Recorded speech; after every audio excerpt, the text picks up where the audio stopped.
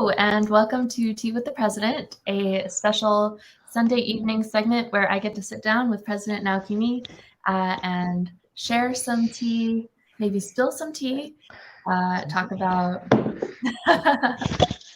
I also, again, don't have tea today. I'm slipping. It's the one prop that we have for the show. You know, the thing is, Naokimi, I was like waiting for your response to see if I had time to go make tea. Oh, I see. And then you were like, okay, I'm on. So.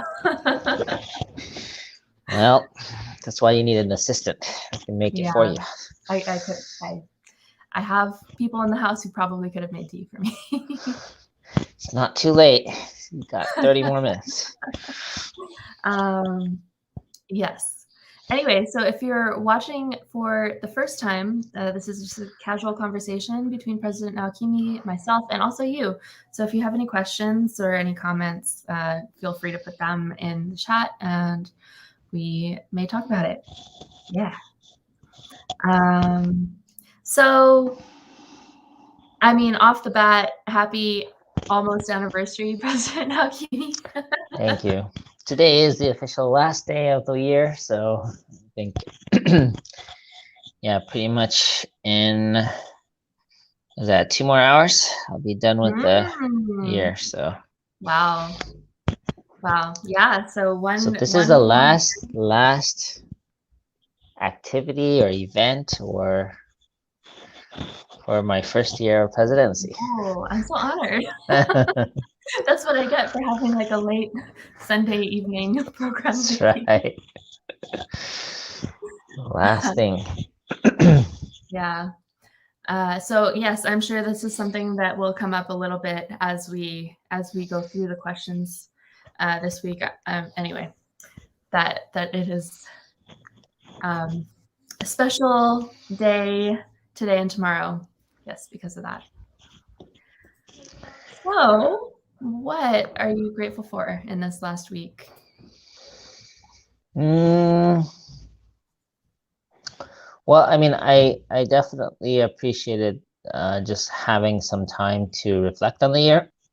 Something I do like to do on a regular basis. So that was nice. It took some time, but this morning and last night, I took a solid few hours each to kind of reflect on that. So help me kind of remember all the things that happened this past year and, you know, help me claim those victories, just like the sermon topic. Yes. So that was really nice. And I just got back from a nice kind of a celebratory dinner to top it off, and took my family out for a Japanese restaurant. So that was really good. Just it took a little bit longer, so sorry for those who are waiting. I know it's later than usual. It's because the restaurant took its time serving the food. It's not his fault. It's the restaurant. Should have calculated more. I gave it 90 minutes, but it was longer than that. So right. Nice. So yeah. So time to reflect on the year and claim your victories. Yeah. Kind of doubling up on the theme of today's Sunday service, and also having dinner with your family. Yeah, that was really nice today. Great. Because I also asked them to kind of dress up a little bit. Usually we don't. That's why I'm in my sports coat today. Usually I don't, but just ran right back in. So that's nice. It was nice. That's good. Is there anything like from this whole year that stands out as something that you're grateful for?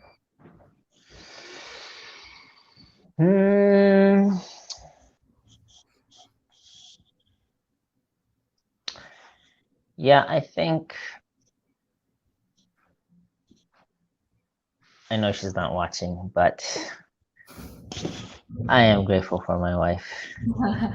It's not easy to kind of be a wife of the president. So a Yeah. lot of not just the busyness, but I think there's a certain kind of weight that comes with it as well. Mhm. So anyway, very grateful for her. Mhm. Stood by me this year. So Amen, Aju. Great. Okay, so then what was challenging about this week?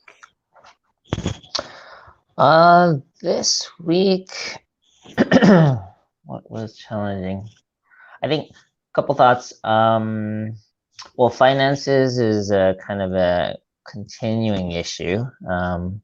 There's anyway, not to get into details, but basically we're waiting on funds from international headquarters to continue to keep things operational because of the New York hotel renovation plans and things like that.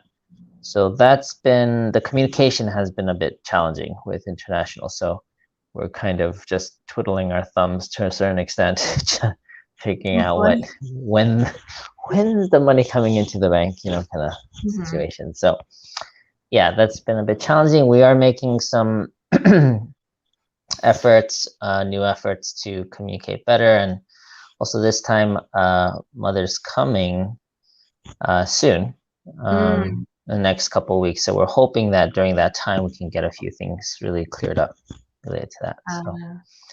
So that's probably the main challenge this week, was dealing with that. Yeah. So kind of like communicating and not hearing back yet. Yeah. I mean, I think the situation is not unmanageable. It's just the challenging communication that makes it everything so uncertain, because we're not able to talk things through. So see. Yeah, so that was challenging. And also True Mother is coming soon. So that's not necessarily a challenging thing as much as it will. Well, that's a whole nother challenge I'll probably share next week, but the stress of welcoming the true mother of heaven and earth and blessing of welcoming. I mean, yes, the blessing and the joy and the fortune of welcoming. Yeah. Great. Okay, so then what was a key development? I don't know, what happened that was significant this week? A lot of things this week. One thing was there was a New York Times article that came out the weekend before, and so I had a chance to have the PR team review it and draft a letter, and I was able to, send a response, a letter to the editor about the article. Like what happened? Anyway, I thought it was a pretty well-researched article. It's just let's back up a little bit. Sure. For those of you who haven't heard, the New York Times came out with an article on, I think it was called The Untold Story of Sushi in America, which basically is a deep dive into the history of the Unification Church's involvement with the sushi industry in America, which was a very interesting read. And, they took a couple of cheap shots, as you could expect, an article like that to do.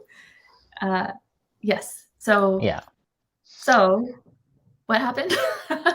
Yeah. So the article came out and, some members were offended and, I had to, the PR team said, you must read it. So I took some time to read it. It was a long article. But I thought it was, again, well written. And of course, the tone of voice was a little bit demeaning, but also humorous throughout the article. And I thought it also kind of put in plain language the whole UCI case. Which I thought was really good for us, because for the public to kind of get a sense of what's going on, I thought, regardless all of the legal jargon that's going on back and forth. The way they put it pretty much explained the gist of it. So I thought all in all it was good, but there were some key points that we thought it's a good chance to kind of write back to be very clear, like this is not okay. Talking about us in this way. Yeah. We won't so take this down. Yeah. So I thought it was a good opportunity. So we'll see. I don't know if they'll say anything back, but we did kind of make a pretty clear stance on some of the points that we thought were not right. So that was one thing. Yeah.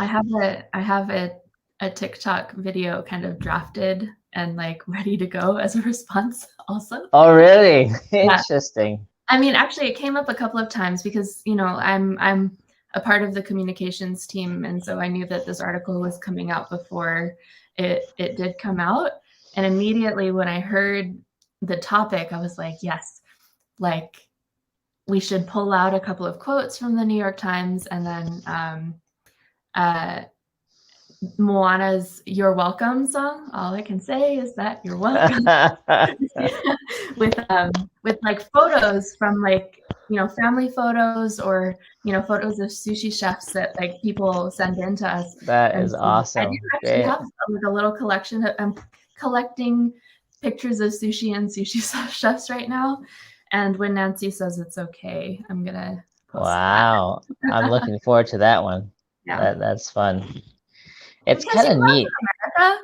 Sushi. Yeah, right. Exactly. Sushi in Omaha. You're welcome. That's brilliant. I like that idea. It's just a really good way to respond to these things. It's like not overly serious, but it's kind of making the point. And yeah, love it. Love that idea. Yeah, great. Yeah. So anyway, maybe next week I'll be able to send you a link for that. So that was a key development, reading and then responding, sending a letter to the New York Times. Yeah, that was just one of the things. There are a few other significant ones. I met up with Mikan Jenkins. He's his background is in finance, and I'm looking for more talent at headquarters with that kind of background. So we just had a conversation. I thought it went well. Nothing immediate, but just something to keep in mind. And then what else? We had, we did a final round of the Subregion 1 District Pastors Wiser kind of process. And yeah, I don't know. I find myself really excited working, empowering like my team in this whole, you know, everything I've worked on for the past 20 years on goal setting, like being able to infuse it into them and then seeing them like receive it well and grow and being more excited about their goals and responsibilities is like really rewarding. So that's been very good. And we also had our final Holy Canaanites meeting last Thursday, just a few days ago. Oh, the last one. Interesting. Yeah, we had 30 sessions, and I felt like it was time to wrap up. And we're thinking of relaunching it slightly differently for all the leadership in Subregion 1. And instead of kind of like a loose, like, oh, all is welcome, it's going to be more like a intentional leadership training kind of program. So we're thinking of starting that up again soon. But for now, we kind of officially concluded the online Holy Canaanites program. So that was good. And then just yesterday morning, I had breakfast with Jonathan Jesper. Now he's quite an entrepreneur, and yeah, it was just good. He's the Cranes Club president. We had a great chat over breakfast, and kind of mutual respect and brainstorming about future possibilities. He's also recently got more involved as a local local co-pastor of Las Vegas Family Church. Oh. So, I mean, he's got a lot going on, but I was just... Yeah, I actually do a little bit of contract work for Cranes Club. Oh, okay. Yeah. So I gave him your number. I see. I He was Yeah. trying to meet with Dr. Young, and he wasn't available, but Mhm. you know, I asked and said, "Hey, how about I meet you?" And yeah, it went really well. So That's I was great. really grateful for that. And then yesterday we also did a recording of Ooh. the Blessing Fest that where I would come and do a call to action in the video. So Mm. so that was good. And yeah, this morning, the sermon on claiming your victories was my 51st Mm. sermon to wrap up the year. So I thought that was also significant this week. Mm. Yeah. What? I don't know. I'm sure you mentioned it in the sermon, but do you want to reiterate what some of your biggest victories are from this year? Well, thanks for asking, Yoshie. Well, I think the one I mentioned in the sermon was, you know, just accepting the role. I think that was a pretty big challenge. My wife wasn't so excited or happy about that because she knew what that meant in terms of the kind of busyness and again, I mentioned earlier this spiritual weight that comes with it, kind of more public exposure to the whole family. So anyway, so that was big. Also, you know, delivering these 51 sermons every week. That was Yes. challenging. So challenging. But I'm going to claim it as a victory. Yes. And also, I didn't mention it during the sermon, but you know, attending morning devotion every day. Of course, there's other people that are doing that too, so Yes. it's not that big of a deal. But a few things I didn't mention that I felt are really significant. One is I've been intentionally trying to empower the Salvatians through redirecting funds their way, like the community tithing, even GPA tithing to it, even Kodan funds being redirected to it. So like really making effort to strengthen the sub-regions so that they can have more autonomy and ownership over development in their area. So I thought that was a really significant development this past year. And the other thing I kind of mentioned, but like balancing between heaven's direction and then making it into goals that actually support local development. So I feel like I did a lot of work in even adapting the Blessing Fest to make it something that you can host locally to build your relationships. And yeah, I felt that was also another major victory. And one more thing was I did a couple virtual meetup tours, visiting every district, first with all the general community, and then a second round with the second gen leadership. So yeah, busy year, but I felt a lot of productive developments that I wanted to claim. Yeah.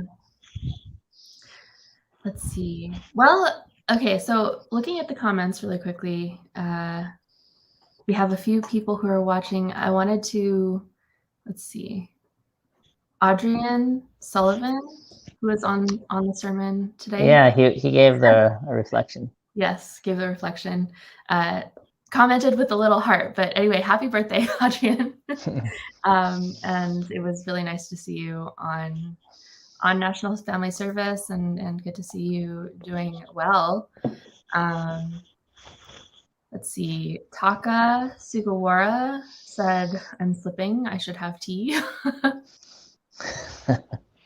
And then he also mentioned that he thought that the New York Times article was an enjoyable read and that he learned a lot. And I do agree. Yeah. I mean, there were a couple of points where I was like, but it was so much like real estate, they clearly put like a lot of thought and effort into. Apparently, it was 4 years in the making, that article.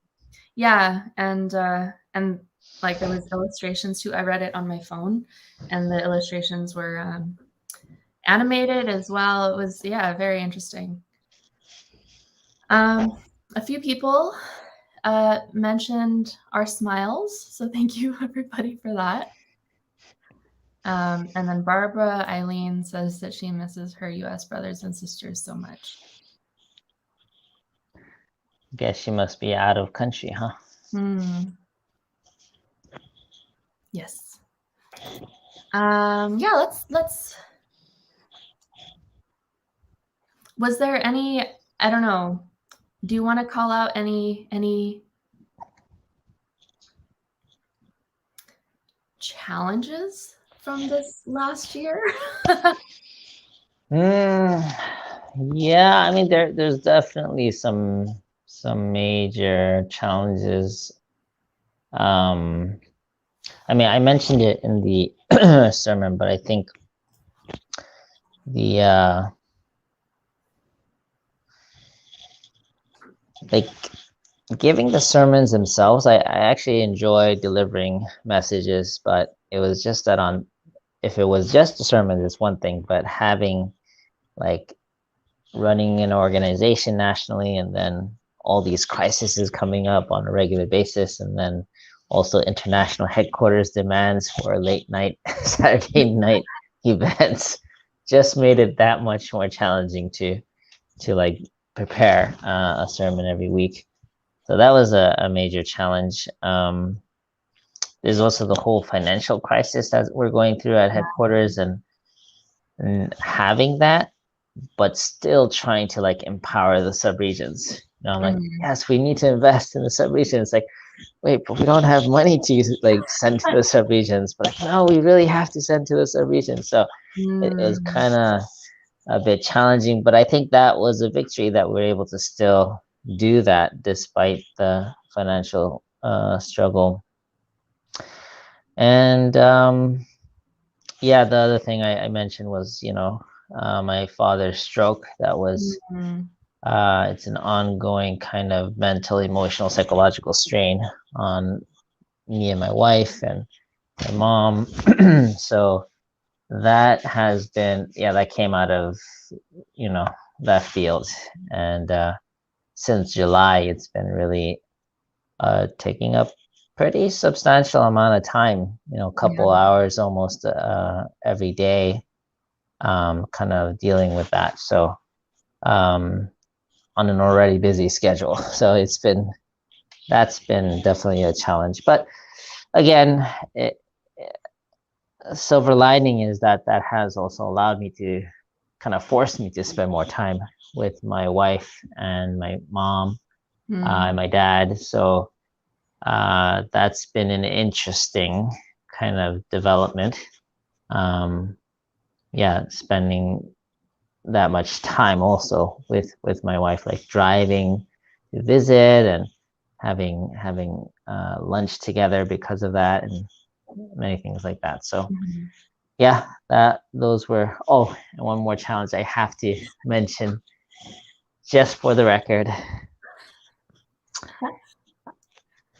I feel like I had to sacrifice and close down my baby business, Wiser Coaching LLC. So that's been a little bit tough, but I know that the spirit of it will live on in other forms and ways. But this year I've had to kind of officially close it down. So that was a bit challenging. Yes. I guess on that note, now that we're talking about challenges, during the sermon, one of the comments that you highlighted was mine, where I was responding to you saying, maybe it was True Father who, the quote, "We can only claim our victory and our pride once we have gone through the difficult days." And so what I kind of caught from that was if we don't acknowledge the challenges that we went through in order to reach the point where we are claiming our victory, we won't remember the actual effort it took to make it to that point. And it helps us to value the whole journey more and makes our offering sweeter in kind of, remembering the challenges. Yeah. Yep.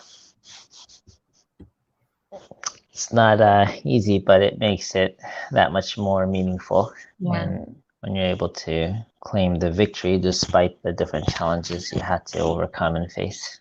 Yeah. Like, this is a hard thing that I did, and I still did it, you know? That's right. Dear God, look, I did this for you. I didn't get to exercise, but the offering is not perfect, but I really tried hard, and like I can point to the times where it was hard, and I did it anyway. That's right. Yeah. Yeah. And then let's see some of the other comments that you highlighted. Marie Bond said, no matter what the challenges that we face in life, by reflecting upon our life and offering it to God, we separate ourselves from Satan's accusations and offer gratitude. Yeah. Marie always tends to like capture the essence of, the message that I'm trying to deliver. So I appreciate that, Marie, always really capturing and articulating, what what I'm trying to express in your own words. So I appreciate that. And Barbara Mosley Marks said, a rather thought-provoking sermon by President Naokimi. I appreciate the comparison and explanation of how Jesus and Father Moon ended their lives offering it entirely to God. The reminder of claiming personal benchmarks daily, monthly, etc. is very encouraging and promotes positivity in going forward in our daily lives, building blocks to success. Yeah. It was interesting. I noticed the pattern there, but when I was reflecting on the significance of that, it was really to almost like, it wasn't about them, it was about comforting God. That's kind of what I felt was, don't worry, God, I did everything I could for you. And that's my last thought, my last thought that I want to leave this physical plane with is I offer it to you. I think that's where we want to all be when we're at the gate. And actually one comment my wife made afterwards is, I kept saying, at the end of your end your life well. And she was like, you mean at the end of your life you should make sure it goes well? And she was like, you sounded like you're gonna tell everyone to drink poison or something. End your life well, everyone. Make sure you end it well. So that was one correction. At the end of your life, we want to make sure that we're able to be at peace in our hearts, so that we really can offer kind of our whole complete, both the good and the bad and the ugly, just kind of offer it up and say, this is, I offer it at the end, my last breath. I offer my life, my complete life to you, like that. That's where I think we all want to end at. I think, and I was thinking a lot about our elders actually when I was sharing that, because I think there's still a lot of maybe regret or pain or things that feel incomplete. But I want to encourage everyone that regardless of all that, as long as you learn from it, as long as you, report it up, then it's all good. And that's kind of what I wanted to share. I think that heart comes out so much in True Father's final prayer. Mm. That's why it's like impossible to read without crying. You know, that's what you feel from. That's what I feel when I read it. Yeah. Okay, so on that note, we're running out of time a little bit. What are you looking forward to in this next upcoming week and year? Well, this week, particularly, I asked all of our staff to prepare a top 5 victories of 2021 because we're preparing for Mother coming. So it's kind of timely. I had the sermon on claiming your victories, and I'm asking all the staff, each sub-regional director, ministry support team, the young leadership team and affiliate organization, all of them to prepare their top 5 victories of this year. And I want them to report it so that they can claim it, and also we can compile the best of and kind of share it with Mother. So yeah, I'm really looking forward to seeing that, what people can claim for this year. Yeah, great. Okay, so on that note, yeah, thank you everybody for joining us and happy anniversary, President Naokimi. Yes, in 2 hours. Congratulations on making it through your first year. Yes, thank you. I get like a bottle of champagne. I mean, a bottle of. We don't have cake. Yeah, cake is more of a Dakgyong tradition or a Korean tradition. But maybe I'll get some ginseng up tomorrow. Great. Yeah, and again, thank you everybody for joining us, and we will see you again next week. Yes. Thank you, everyone. Have a good night. Sorry for the delay again, but we'll see you around very soon. God bless you. God bless. Bye.